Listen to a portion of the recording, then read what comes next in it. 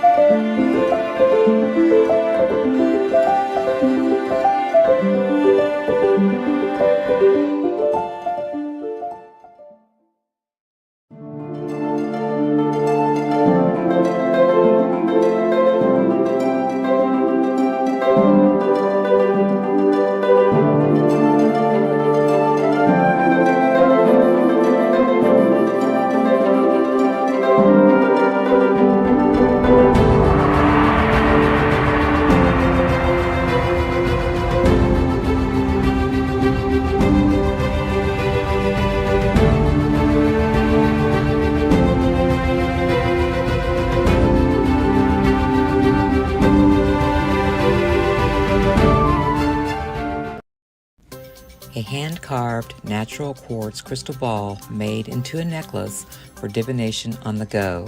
Crystal balls have been used for centuries in healing and cleansing rituals, as well as for divination. The sphere represents infinity and the circle of life. While a wand uses focused energy, the crystal ball sends out energy in all directions. This makes it a great resource for discovering the complete circumstances surrounding a question.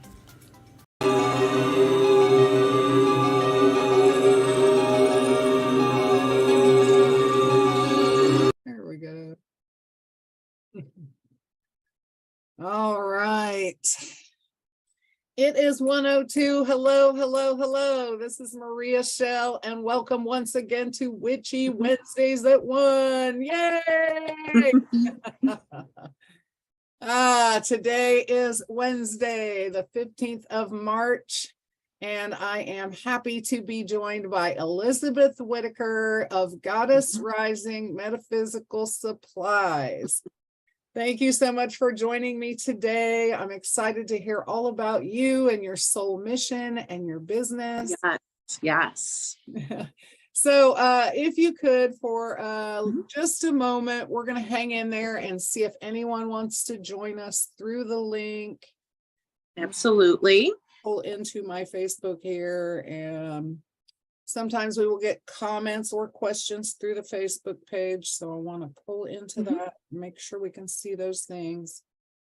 Now, for all of you out there who may be in Facebook land, I am going to try my best to see your comments. We will be leaving room at the end of this interview for any questions that you may have. Other than that, we will just get started and see where we land. I don't know what happened there. Oh, there we go. Okay. All right. Just another 2 minutes or so, and we'll get started here at 5 after. Perfect.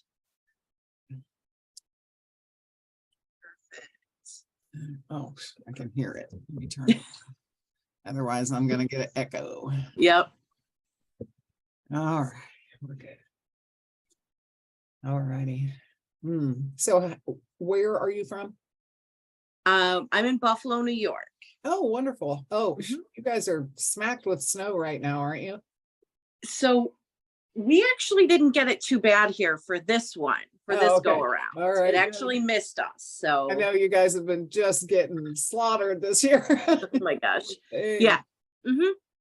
Well, and of course, then there's California, who doesn't know what to do with that much snow. So I know. you guys have it through, right? Yeah, we've had some real bad ones here this year, and then you see down south or Southern California, and I feel bad because they're not equipped. No, they're not at all. They've got to call in reinforcements from other colder places in the country. Yeah. I've seen on the news where people from Minnesota and wherever are driving down there to help bail them out. Yep. Crazy. All right, it's 5 after, so we're going to go ahead and get started. Once again, this is Maria Shell, and you are joining us for Witchy Wednesdays at 1. And today we are joined by Elizabeth Whitacre of Goddess Rising Metaphysical Supplies. Welcome, Elizabeth. Please do tell us a little bit about yourself. Sure. Any family details, where you live and what you do, just give us a little background on you. Absolutely. So again, my name is Elizabeth Whitacre. The shop is Rising Goddess.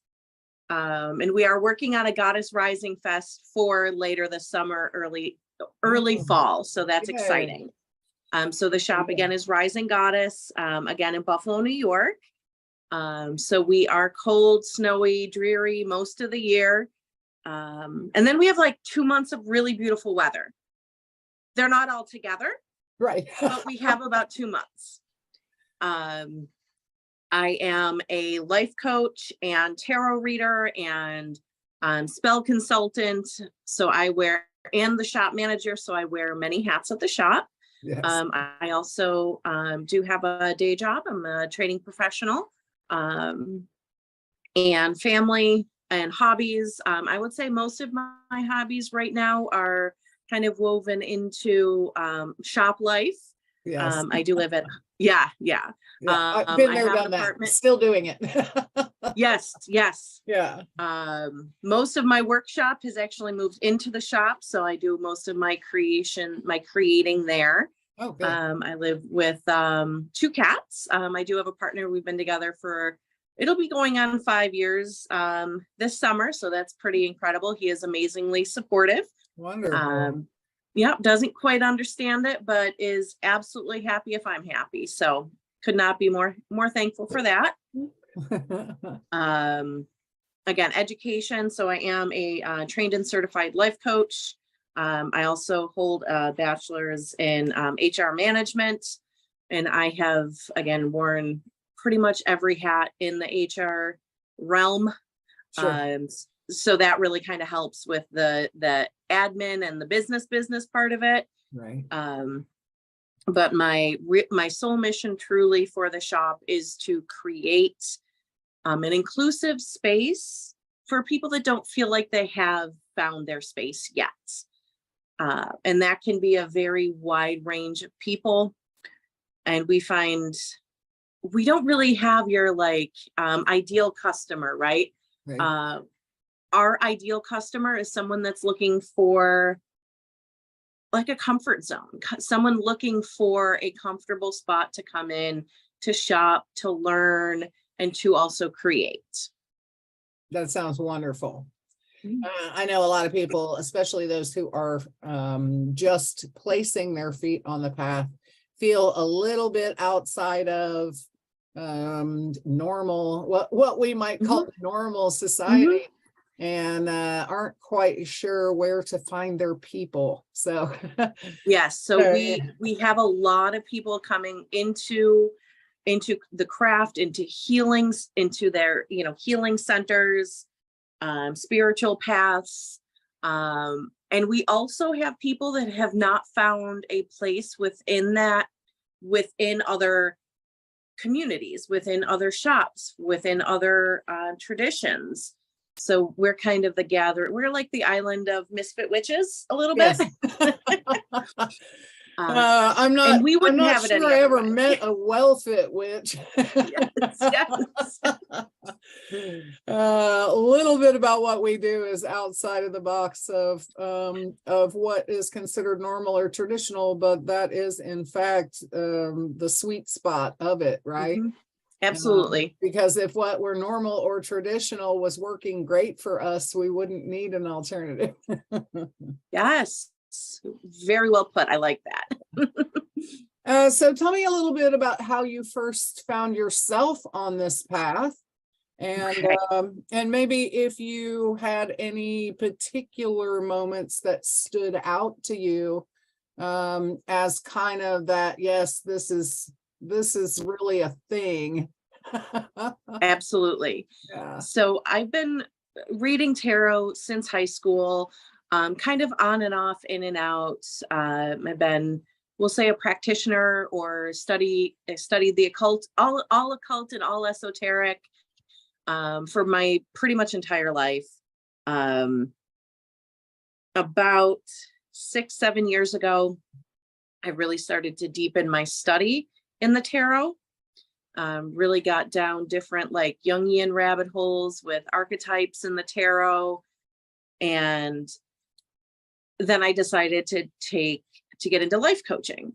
So I really thought that I was going to have a life coaching practice, and tarot kept popping up. And any of my clients that I would see would ask to have a reading, or people would come to me, oh, so-and-so told me you do really good readings. It really resonated with them. So I had an office rented, and I thought, this is going to be, my office where I see clients. And it did, it was, but it really ended up being more life coaching, or more tarot than life coaching, which was a very interesting turn, because I don't think if I had said I'm going to be a professional tarot reader, sure, right, I don't know that my journey would have looked the same. But since I started as a tarot reader, got the coaching background, and the cards just seem to be, because I life coach every single time I do a reading. Absolutely. Right. If it's 5 minutes, if it's an hour, I'm coaching you. And it really seemed to be a modality that people related to, because it's visual. So we can see the path, we can see the obstacles, and we can see the way around. So that's really what worked for me, was having that visual storyline. while I coached. So I did have a personal office right up until COVID, and then of course pivot, right? Yes.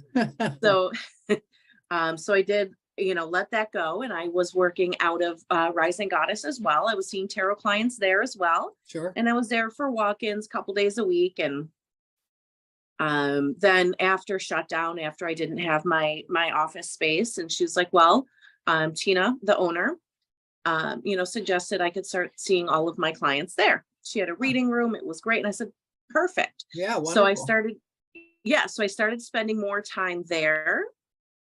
And what happens when I spend more time anywhere, I tend to get a little like, okay, what can we fix? What is your vision and how can we achieve that? Right. So I started becoming more involved in the, every aspect of the shop, and eventually kind of took over the admin and manager side of it. Okay. And that's kind of where we are now. So it was, again, I don't think I could have forged this path. I manifested this path. Yeah. And that's absolutely. really, was really one of the moments that I really felt powerful. And, not only did I create a practice, but now I have this container for this practice, and it's mutually beneficial. I can do some of the things that, some of the business stuff that I've been trained on. Right. And Tina can focus on the customer relations and those things that, her background, Sure. that her background really prepared her for. So it's really an amazing partnership that I don't think either one of us could have decided to create. Right. Yeah. Often, what it is that we envision as our way to a destination, goal, or desire, right? It's like, okay, I can see clearly the path of least resistance to the whatever. Spirit has its own idea, I think, sometimes about how we get there. Absolutely. Absolutely. And about granting our desires in so much bigger and better a way than we could have with our human mind conceptualized in any given moment, right?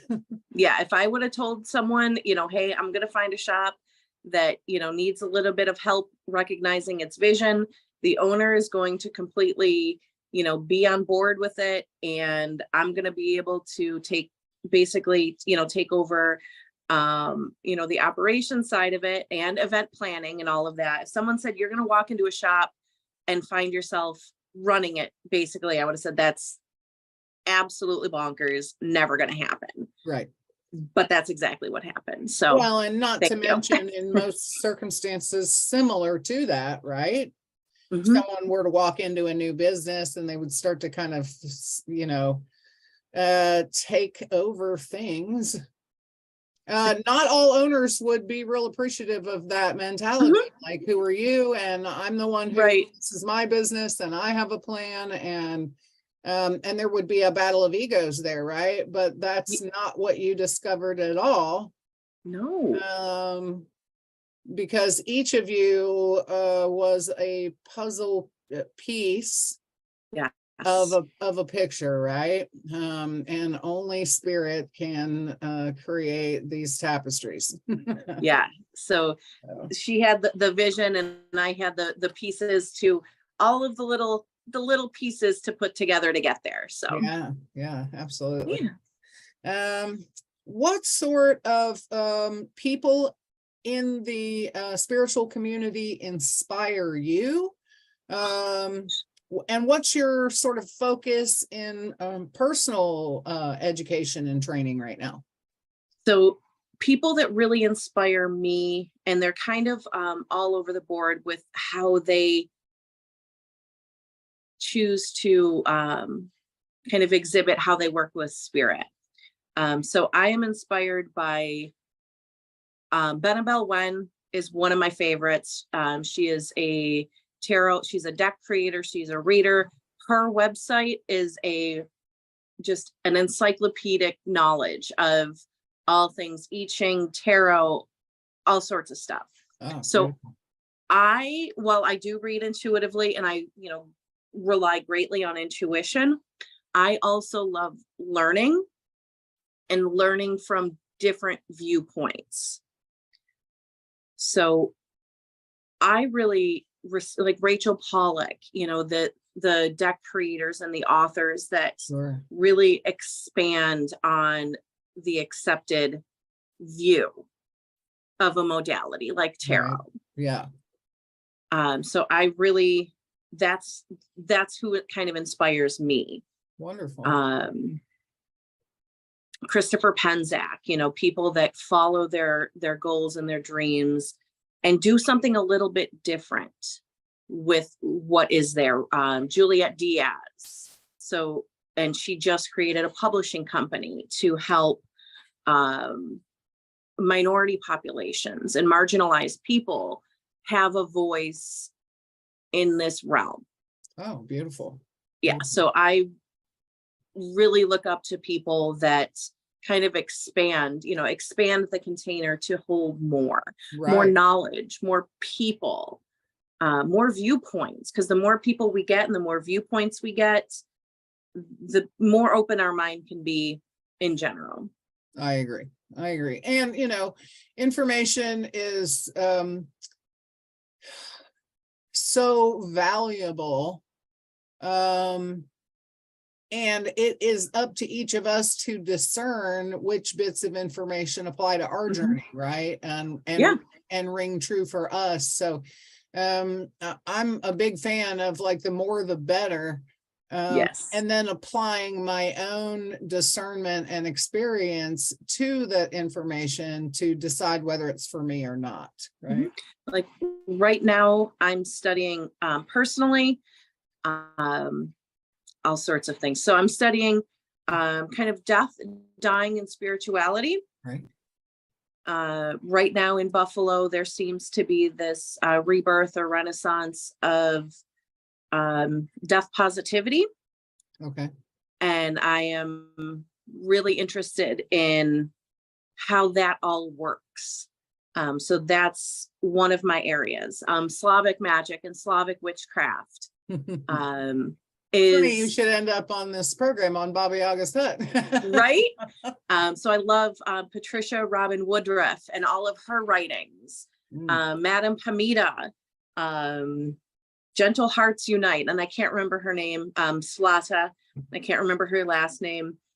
So I've taken different courses from them and just, reading about Slavic mythology and really getting into ancestral work through that channel. Right. And I'm also reading about goetic demons, the Goetia, and the books of Solomon.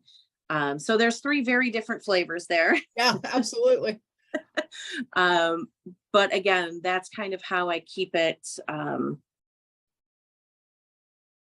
And I do fall down rabbit holes of one specific, and then I'll switch up and I'll deep dive that. I'm also right there. Yeah. So, and just different things really interest me in different facets of my personal practice. Right. Of course, the Slavic witchcraft is close to my heart and my heritage. The Goetic demons and working with the Goetia fall in line with how I feel about like ritual magic and, how to work in, again, rituals, sigils, different, all of those like really like picky steps. Yeah. And that's basically the exact opposite of like Slavic witchcraft, right? Yeah. And which then is real primal, raw, wild, like earth magic. Yeah. Elemental magic. Yeah. So we get into the elements. We resonate with the elements. Sure. And the spirits behind them. And then with the, death and dying, that's kind of the, I don't want to say kind of a practical application of everything, but it's one of the things that is guaranteed for all of us. Well, and it's something that we are doing continually anyway. Yes. Parts as we change throughout our lifetime, parts of us die away and, and new things are reborn as a result of that process, right? Yeah, Every winter as we follow the seasonal cycle, for God's sake. someday, yes. Yeah, just had one of those winters. But yeah, if we are dedicated to our practice, it's an ongoing part of our practice. And I think too that we today more than ever before are faced with death and dying. So I have talked with quite a few sisters who are exploring becoming death doulas, and other forms of counselors and caregivers and healers, and space holders for the sovereignty of the last of this human experience, right? Yeah, So yeah, mad respect for that. yeah, Yeah. absolutely. I fall more into the midwife, birth doula category of calling. Although I have also done end of life rites as well. So, but I've assisted several births throughout the years, and that seems to be like where my mother energy is most at home, right? But, so you very specifically work with the tarot along with other modalities, obviously. So, how is it that you have adapted your personal tarot process? Other than traditional tarot readings, which anybody would kind of cursorily recognize, right? Are there any other ways in which you are utilizing the tarot as a magical tool? I use tarot in spell work. Okay. So again, I do not work with specific deities. I work with archetypes. Okay. So I can pull from the tarot for any of those archetypes. So I will use them in spell work. I've used them in manifestation work, healing work. So I do make altars specifically with that card. And I have different decks that I use just for spell work. Again, when I do coaching, the reading is not going to look like a regular reading. What I tend to do is start the reading without the person really, like when we're doing our talk, when we're doing the, what are you looking for? And I'm shuffling and I start to kind of lay the cards down and really getting their energy and intention. Yeah. So instead of doing like the Celtic cross spread, right, I will use a more intuitive flow spread. So the cards are read as they talk. So as they're, talking about what they're going through, I'll lay out that row or that column, depending on, again, what intuition calls. Sure. And then, we work through that. So those are a couple of ways that tarot might look a little bit different with me. Okay. And sometimes I've done a whole kind of more like just intuitive reading. I do also have mediumship as one of my gifts. And when it comes out, it really does. Right. But generally I have to kind of set up for it. So, sometimes it'll be like more like a coaching or counseling session. Sure. And we wrap everything up at the end with tarot. Sometimes I start with oracle cards. Sometimes I'll make a specific spread as the person's reading. So every reading is a little bit different. Okay. Wonderful. I think that is helpful knowledge for the people who may be on the beginning end of the tarot path, right? Which has no, there's no finish line too. I'll just throw that out there. As with any other magical practice, it is a continually ongoing sort of up level, right? Deeper, more. Absolutely. But I think it is helpful for people to know that as a magical tool, the tarot can be so much more valuable than a Celtic spread or a past, present, future. And sort of the I don't know, the textbook definition of how one reads tarot, right? Yes. Versus how to open yourself to the different modalities offered within that tool for how you can work with it. Absolutely. And I don't know if you even know this. I've been reading since 1989. I read Awesome. a mixture of tarot and oracle. Yep. And I do the same thing. I use them to create spell work. I probably started doing that around 1995 or 6 during my divorce. I broke my deck out and I was trying to figure out like what to do with it, what I wanted to read. And then I just began, I pulled straight, I mean, I must have channeled it straight out of the sky because I just started pulling. Blasted tower right in the middle for my exploding life, right? And then I just started to surround myself with all of the queens and the high priestess. And then I did a reading around that. And it was really about my feminine empowerment in the midst of this crumble and chaos, right?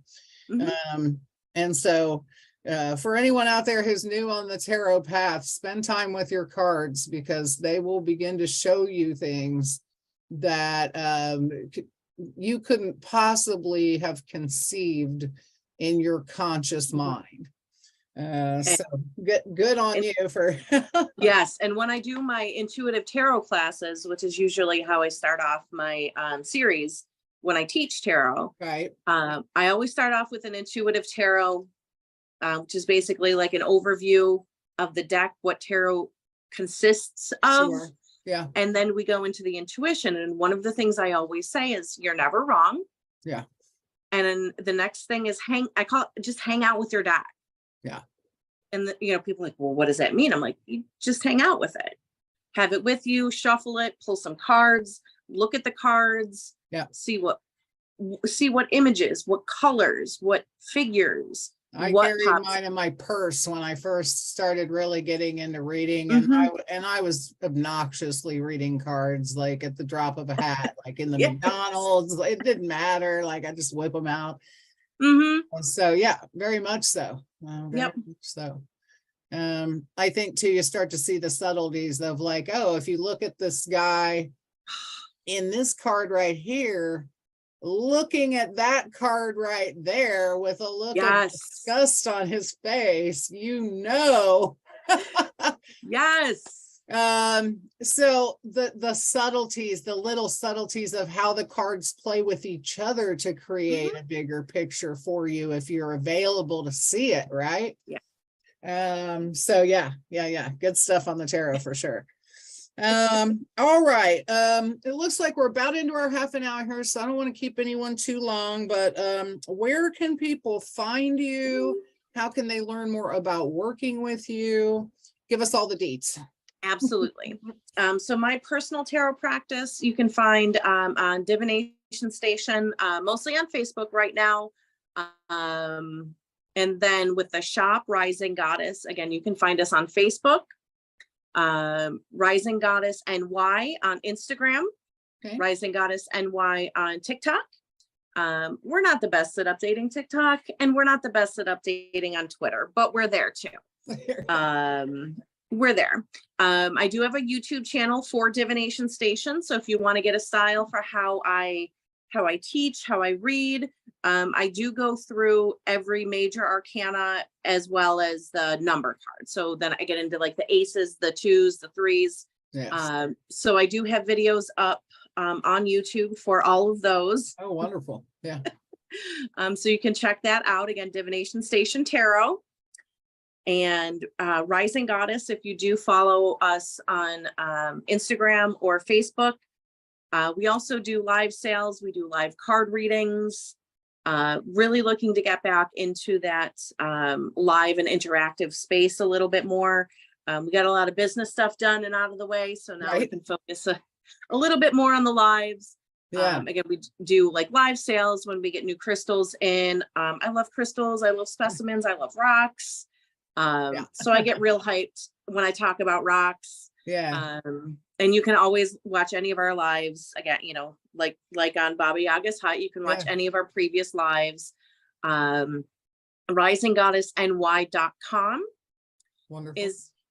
that's where you can mostly shop, but I am shifting to get our readers on there as well, and really looking to add a blog space there as well. So right now it's primarily what we have in the shop, and we specialize in apothecary items, ritual items, altar items, and then of course books and decks and jewelry and all that. So all the good witchy stuff. all the good witchy stuff. Well, So that's Rising Goddess. wonderful. Yeah. Actually, this morning, just so you're aware, and everyone out there is aware, this morning I was doing the research on how to start your own YouTube channel, because I have been banking all of these recordings since the first of the year when I started this. And I got about 10 of them in the archive now. So I've been waiting till I had 10 or 12 that I could give myself a head start with on a weekly podcast, right? So yeah, I'm actually hoping to get that up within the next week or so, get the first episode on there. And so eventually this one will appear on this as well, maybe like 10 or 12 weeks down the road. But when yours is coming, I will definitely let you know so that you can share that on your social. Yeah, absolutely. Cool. All right. Is there anything that you would like to talk about that we haven't covered here yet? I think that should cover it. Oh, and we also, if you do follow us, you're also going to see pictures of our shop cat, Trixie. Oh, wonderful. So I would be remiss to not mention Trixie. Again, could not have chosen a better cat. She manifested herself for us. Yeah. So I think, tarot, now that we are in the age of Aquarius, and we've really been feeling ourselves come through the birth canal on that, right? As a species. Yeah. I think more and more people are going to begin to notice these signs, symbols, and synchronicities occurring in their lives if they are open to receiving it. And a message that came through in a reading last week was just that. I said, look for your signs, but think ahead of what you might want that sign to be. I said, if I see, if I look at every goose that crosses my path as a sign, then, I'm going to end up with goose poop on my shoe. Exactly. So it's discerning. It's discerning the signs. And hey, if I see a hawk as I'm making this decision, if I see a hawk flying, then I know I'm on the right path. Yes. It's recognizing the signs for what they are. Yeah. Not ignoring them, but also, not looking and having, again, sovereignty in our own confidence and our intuition to know what's a sign and what isn't. Yeah, absolutely. I am, just so I can relate with you a bit there.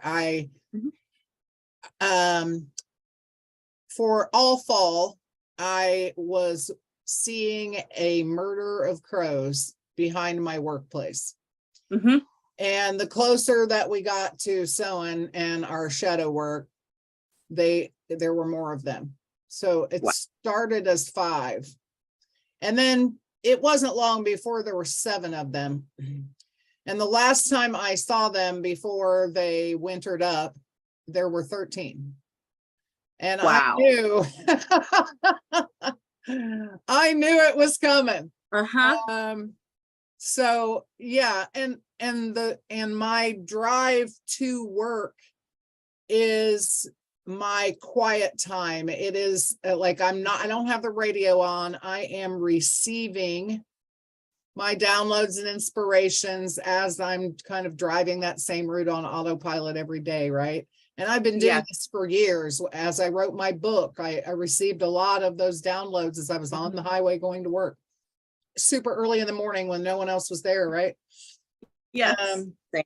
But because that's one of those things, like one of those signs and synchronicities, like every day as I'd finish that time of downloading and scripting and being in that magical and energy, right? I would pull into work and park my car, and then I would look up, and there those crows would be in the trees over my head. So yeah, it's something.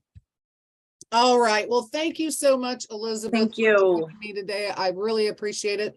Remember, everyone, to look below in the comments where you will find links to Elizabeth's social, to her website. Once again, we appreciate you following us here. Thank you. Until next week, when I think maybe it's going to be little old me talking about Ostara energy and the seeds that we are planting for spring. This is Maria Shell saying thank you for joining us. We will see you next week on Witchy Wednesdays at 1. I love you like mad. I'll talk to you soon. Blessed be. Bye-bye.